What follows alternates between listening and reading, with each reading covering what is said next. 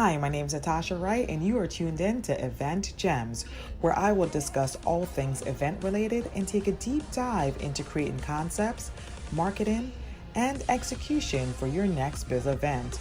My goal is to bring you industry experts who can help you properly monetize and effectively strategize so that you can make your business shine. Hey everyone, thank you for tuning in.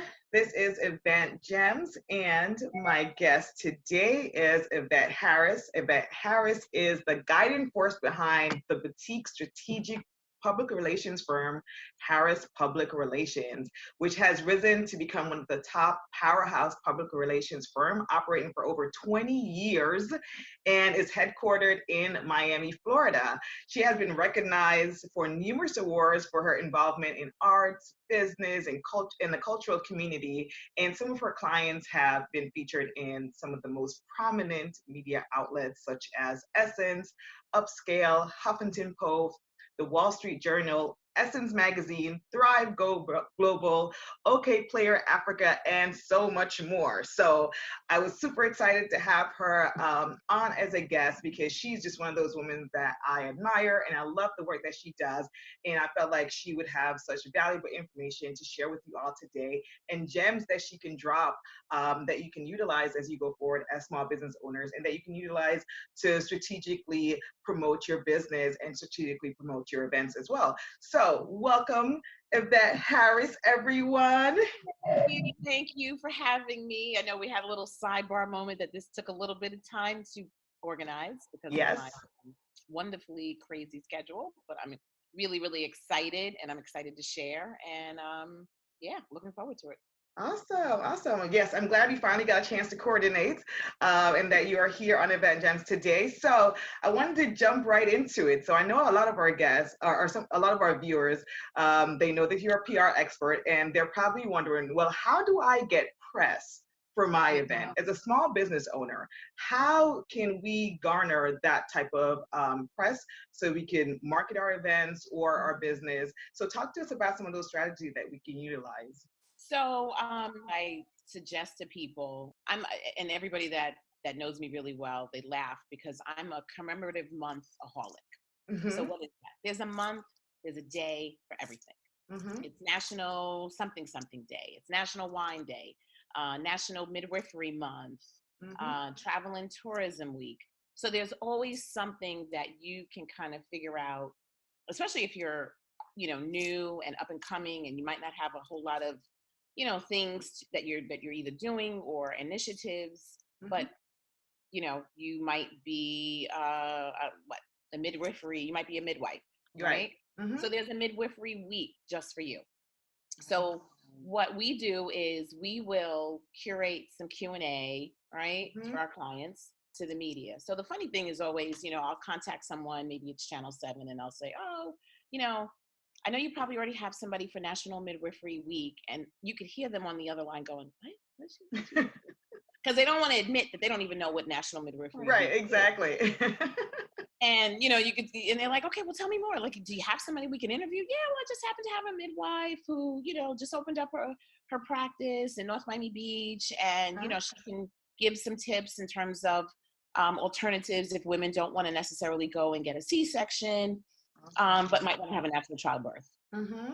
Okay, well, when can she come in?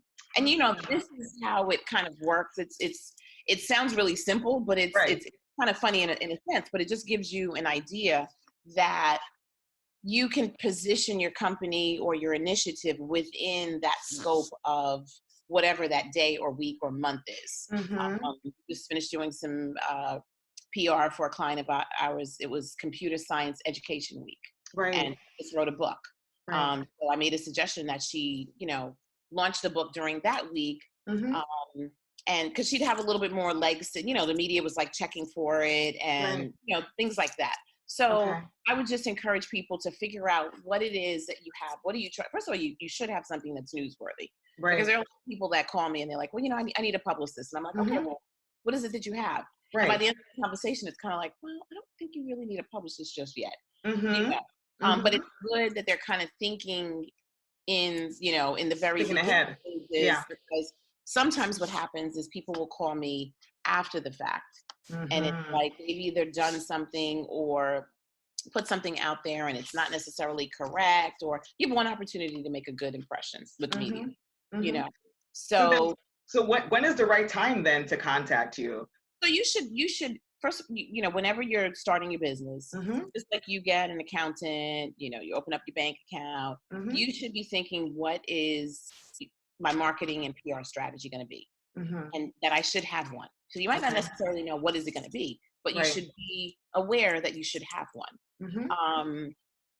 Depends on your budget. It depends on what you're launching. It could be something as simple, because a lot of people, what happens is people will say, oh, well, I want you to do a press release. At the beginning of when you're starting a business, you should figure out, how am I going to get my message out to my target audience? Mm-hmm.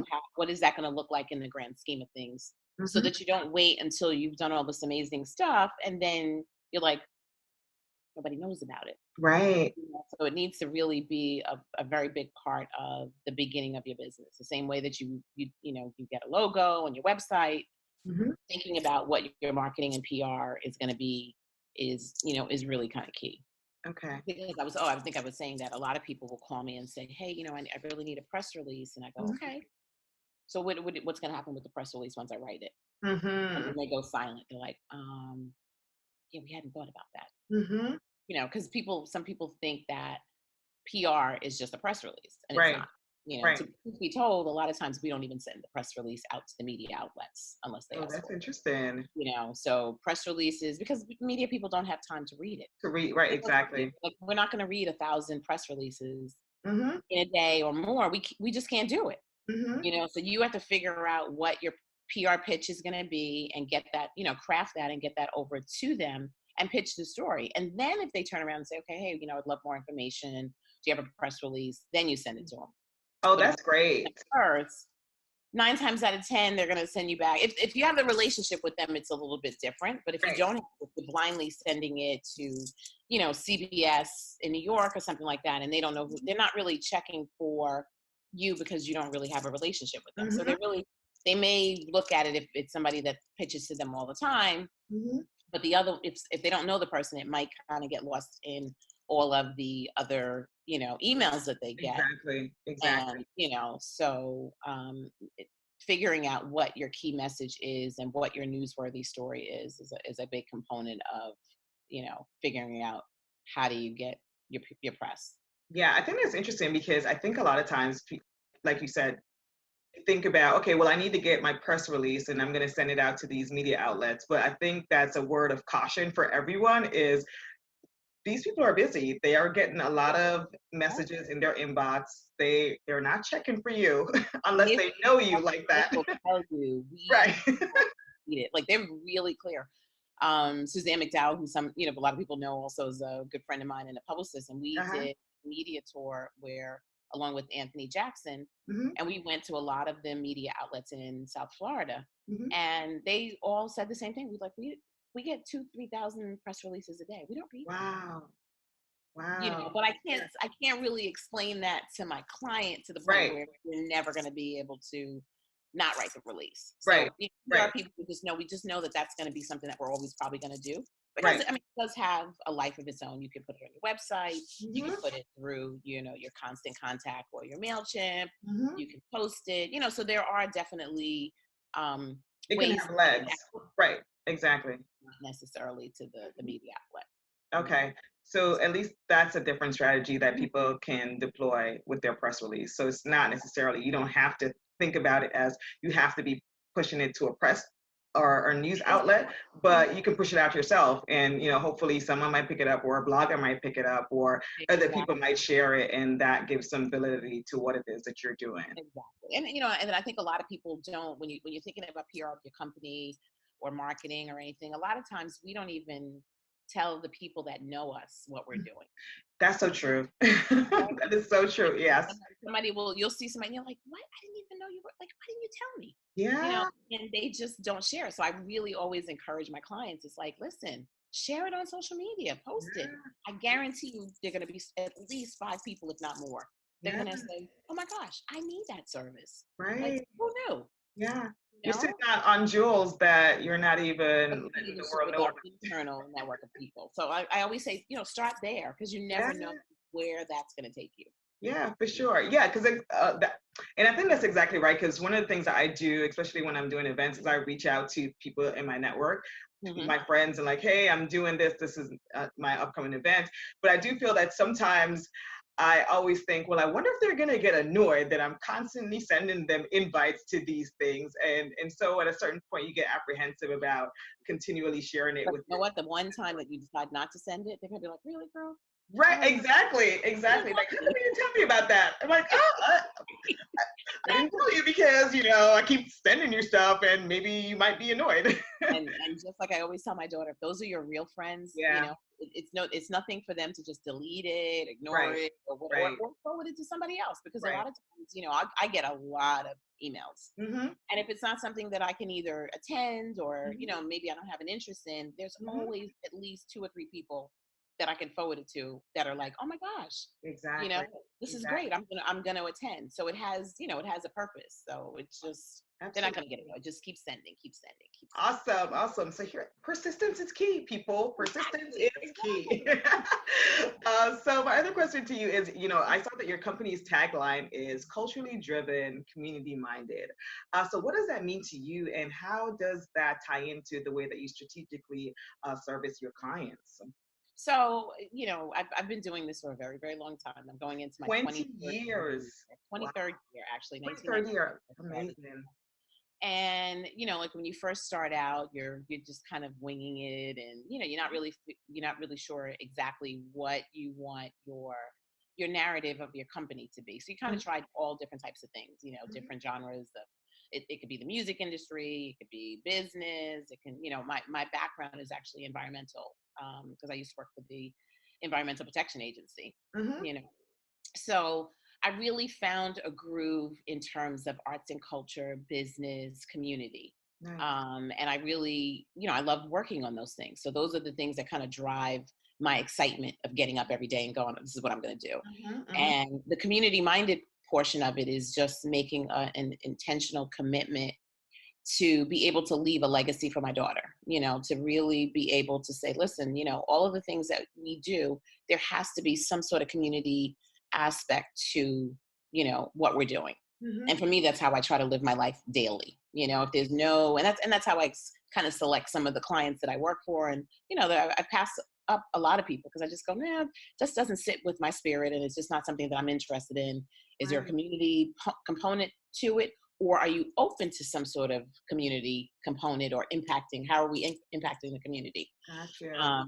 So just having that choice and just living my life intentionally, is what's important to me. So, just try to do that in my personal life and in my business life. Yeah. So what I hear you saying then is you have to have that compass, that internal compass that guides you. And it doesn't just guide your life, but it also guides the way that you approach your business or the way that you select your clients. And you're fortunate enough to be in a situation where you are able to decline some clients who might not be aligned with your tagline or aligned with, how you choose to approach your business. Yeah. Exactly. Then, at the end of the day, we're like, I always say PR people are like salespeople. We're selling stuff.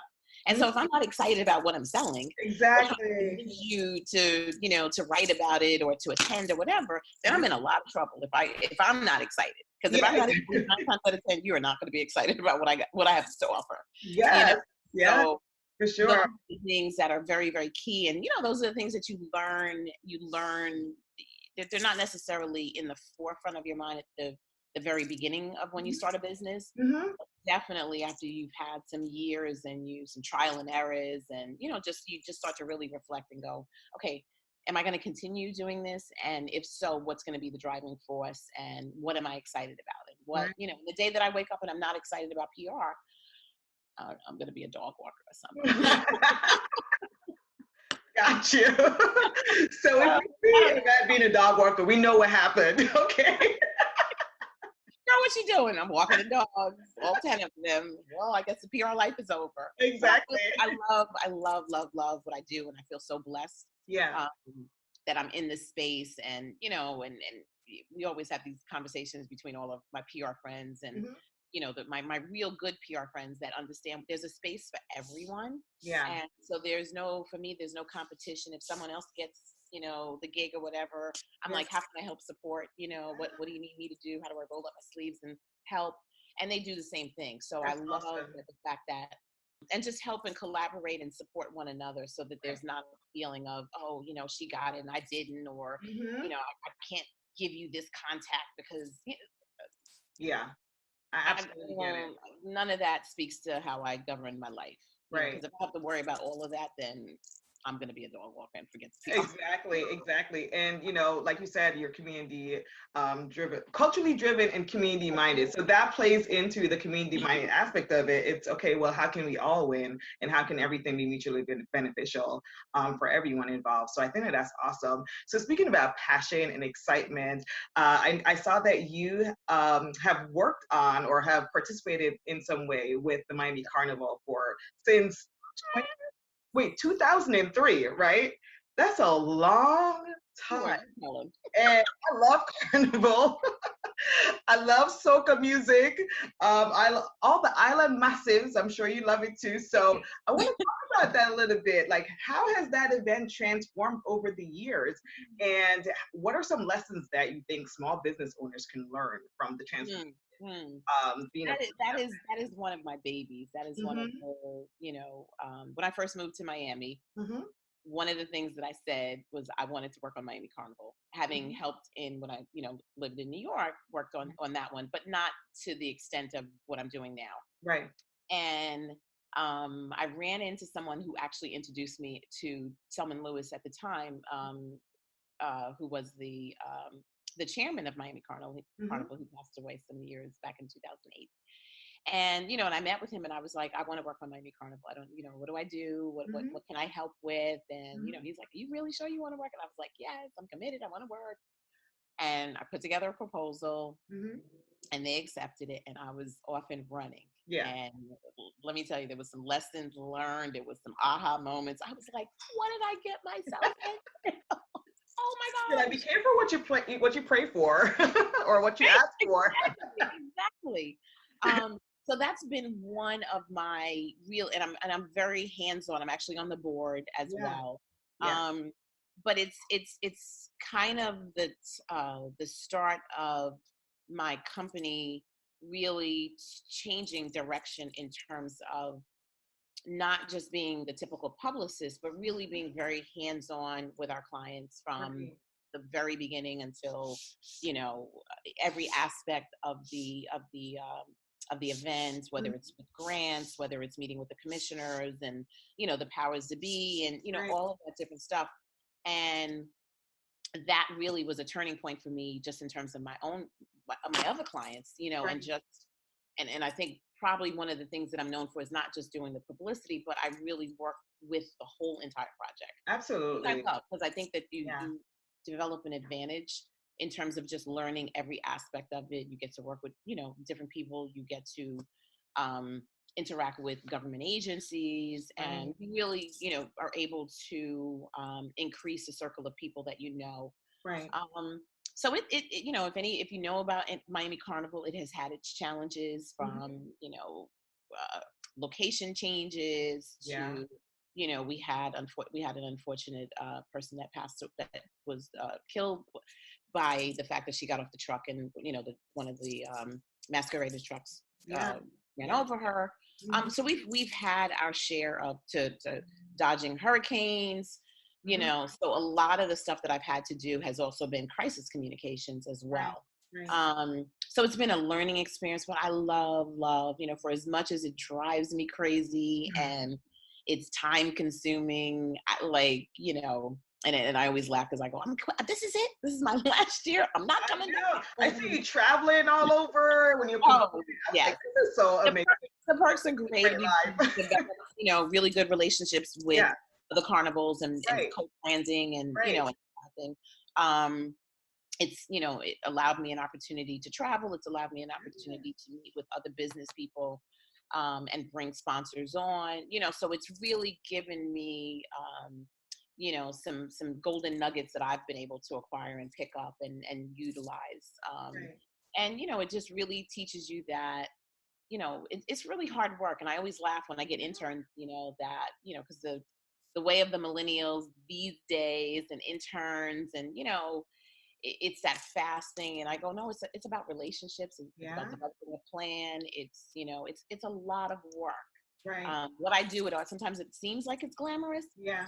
The behind the scenes and the amount of work and energy that you have to put into it, sometimes it's not glamorous. It's just, so it's not microwavable success is basically what you're saying. And it's not easy. Yes. There's a lot of work that goes behind the scenes. My interns sometimes they're like, so are we gonna have lunch today? And I was like, oh yeah, what time is it? They're like 5 o'clock. Like, oh. Like lunch, let's keep working. Why did we actually get one? And they were like, we did. It's like, oh, okay, sorry. That's so Miami Carnival has been amazing, and we're looking forward to this year and all the big things, and it's been a learning process for me. Right. But PR wise, it's been phenomenal. We've gotten into international press. So it's just really one of those kind of clients that and then I'm on the board as well. So it's just it's a unique kind of situation. But it's one of my clients that I'm just like, you have this love hate. You're like, oh, you're driving me crazy. Like, but what can I do without you? I can do without you. So it's a really, just how you view your family sometimes, that your family just drives you crazy. Yeah. Without them, It's the same thing. Yeah, it's just like, oh gosh. But you have an appreciation, and because everybody, and it's taught me that you have different personalities, and everybody thinks where they are and their age, and it gives you an opportunity to respect and learn how other people will kind of navigate a journey. Right, exactly. So it's been a lot of fun. Amazing. Okay, so I want to know what last gem you would like to drop on our viewing audience today. What is something that you want to leave them with, something that we did not discuss today? Anything from your experience? So I just say, I enjoy what you do, whatever business that you decide to start. It's just like when you go to college and people tell you to major in what you enjoy. I didn't actually do that. I was an English. I thought I wanted to go to law school. Right. So I was an English major with a pre-law minor, and then I switched that and did political science. But I was an English major, so I had to write a lot of papers. Like, right. So then that ends up tying into what you do today. There's two things in school I really, really, really value to today. One is all the writing that I did. The other one was, and you can't relate to this because typing. In high school, my last year of high school, I had to take typing. And that class was, I believe that class was like 8 o'clock in the morning. And I hated it. Like, I think I used to take typing actually. I grew up in Jamaica, so we weren't as technologically advanced. I said type. We did do typing. So now, we did not have a computer lab. So I can relate. Nothing. It's just like, it's nothing. It's it's just I don't have to look. I could do it in my sleep. So those are the two things that I really, really, really grateful for. And I just say that whatever you decide to do, make sure it's something that you love and that excites you, and you get up before the alarm clock goes off, because you're just like, I just want to get up and I just want to do this. And then honor the point where you get to where you don't love it anymore. Because what's great about life is that you have an opportunity to do so much. You can, you can pick and choose what you want to do. You don't have to do that particular profession for 30, 40 years. You can say, I'm going to do it for 10 and I'm going to do something else. So lost a good friend of mine, and we went to her celebration of life, and she was just one of these people that would, she'd call you and say, yeah, girl, I'm this today. You'd be like, hey, girl, I'll support you in that, but she really was a true testament to life is, you can do many different things, but just be passionate about it and love it, and build that incubator of people that are going to support you when it does get to be like hard times, or you're frustrated and you need to bounce off an idea, so you have that circle of people going, yeah, girl, you can do this. You need those people in your corner. Yeah, for sure. Right. I would not The be where I am passion today without is- those people. Exactly. But the Yeah. passion and being excited about it, and not, I have a really good friend of mine that she hates going to work every day. And she's been doing it. She hates when I point out that she's been there for 25 years. Yeah. She's And like, haven't shifted or pivoted. Yeah.